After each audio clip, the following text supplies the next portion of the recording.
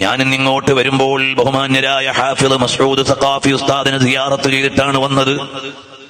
44 വയസ്സുവരെയല്ലേ ജീവിച്ചുള്ളൂ. പക്ഷേ ആയിരക്കണക്കിന് 10,000-കണക്കിന് ആളുകളുടെ ഹൃദയത്തിൽ ഇടം നേടിയില്ലേ? അവരുടെ ഇൽമു കൊണ്ട് നസീഹത്ത് കൊണ്ട് ജനങ്ങളുടെ ഖൽബ് സ്വാധീനിച്ചില്ലേ? ഖുർആൻ മനഃപ്പാഠമാക്കിയ ഹാഫിളാണ്. നിരന്തരമായി പാരായണം ചെയ്തുകൊണ്ടിരുന്നവരാണ്. പ്രവാസ ലോകത്തു ചെല്ലുമ്പോൾ ഇവിടെ മസ്ഊദ് സഖാഫി അവർകൾ ഒരാഴ്ച ഉണ്ടായിരുന്നു.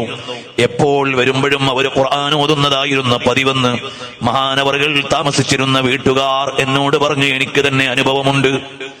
അങ്ങനെ ഖുർആൻ കൊണ്ട് ജോലിയായി, ഇൽമു കൊണ്ട് ജോലിയായപ്പോൾ ഒരു ചെറുപ്പക്കാരൻ മരണപ്പെട്ടപ്പോ എത്ര ആളുകളുടെ ഹൃദയമാണ് സ്വാധീനിച്ചു പോയത്, എത്രയാളുടെ കൽബിലാണ് ഇടം നേടിപ്പോയത്.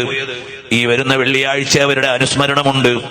അതിൽ കഴിയുന്നവരൊക്കെ പങ്കെടുക്കണമെന്ന് ഞാൻ ഓർമ്മപ്പെടുത്തുകയാണ്.